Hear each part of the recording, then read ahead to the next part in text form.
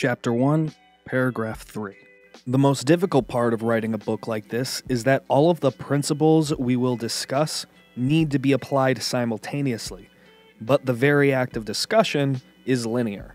It takes time to read or to watch a video, and that can make teaching and learning concepts that need to be applied concurrently very difficult. To solve this problem, I've structured this book in a pedagogically unique way. The premise is that I will answer the logical sequence of questions you should ask yourself when you decide to pursue health and fitness. These questions are: what are my goals? What exercises should I do? How much exercise should I do? How frequently should I exercise? How do I make long-term progress? And how do I write my own program? Each question will get its own chapter.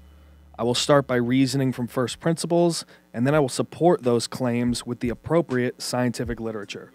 In the final chapter, I will cover sample programming for 1 session per week through 6 sessions per week. These sample programs are meant to demonstrate the principles you learned in the first 6 chapters of the book. They are the basics, and they are not meant to be explicit prescriptions for training.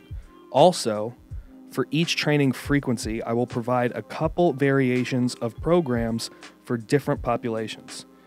In my experience, working with world-class athletes and coaches, productive training is much more about mastering the basics over the long term than it is doing some complicated secret program that may or may not be sustainable. So in this passage, I repeated myself a little bit about stuff I said in the first episode. There's a couple things I want to talk about. One, it's talking about principles that need to be applied simultaneously, and discussion is linear. That's a very difficult thing to do. It's one of the reasons why this crap is so confusing, because you kind of have to have all of the cards on the table, take a bird's eye view of the whole field, and then apply all of that to whatever specific problem you're trying to solve. Another thing, how to teach is something I've thought about for a very, very long time. I think I inherited it from my father in a way. He teaches MBA students, go-to-market strategy and frameworks, and I've always kind of tried to think very principle-based and framework-oriented, so that way you're not dealing with prescription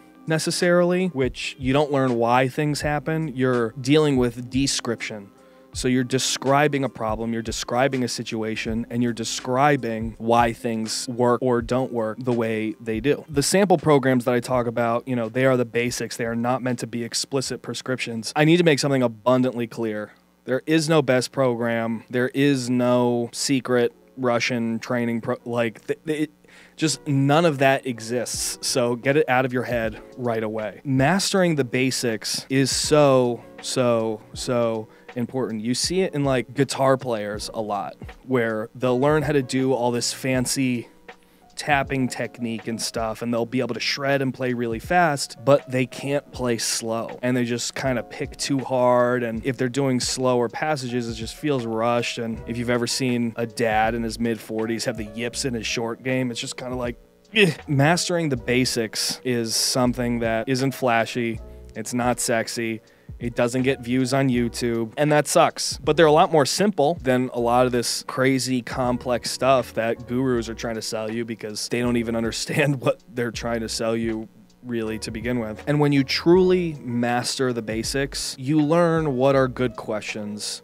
and bad questions to ask. Questions that might not even make much sense are maybe too advanced for you at the moment. Something like, what exercises should I do? That sounds pretty pedestrian, but when we really start to break it down, there are definitely better ways to think about the question than others. It's not that I have a list of only exercises you should do, but have kind of a general check mark. If an exercise ticks all of these boxes, then that's probably something you should invest time in getting good at. I also mentioned the programs that I included with this book. There's 48 of them.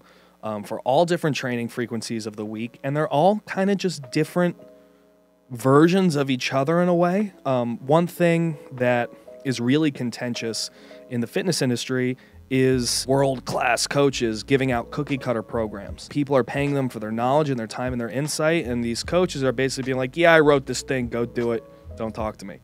That's definitely a problem and something that should be taken seriously. But if you work with people, like real people who are brand new to training, I still do in-personal training. My whole business isn't online. I work with people who have never touched a barbell before. Starting with a basic program is the only thing you can do. We don't have any data. I haven't taught you how to do anything yet. I don't know how you respond to exercise at all. How am I supposed to craft some elegant program for you to execute when you haven't even, you have no skills? Your training age is 0. Or especially if somebody who's been a gym bro or broette for, 5 to 10 years, that, they don't really know. They might know what their best set of 3 was, but they've never been really consistent. They don't have training data or whatever. The best thing you could do for them is to get them on a super solid, basic, foundational program and start to see how they respond. Your body is, within health and fitness, is basically like the most important science experiment you'll ever do. When you approach it from that sense, you really need to start to be conscientious about managing confounding variables, taking things one step at a time, being patient, and making sure that all of the data you're collecting is high quality data. If you need to find a place to train, go to gymspot.fit. Tell us where you are, what you're looking for, and we'll take care of the rest. GymSpot, the world's best gym locator.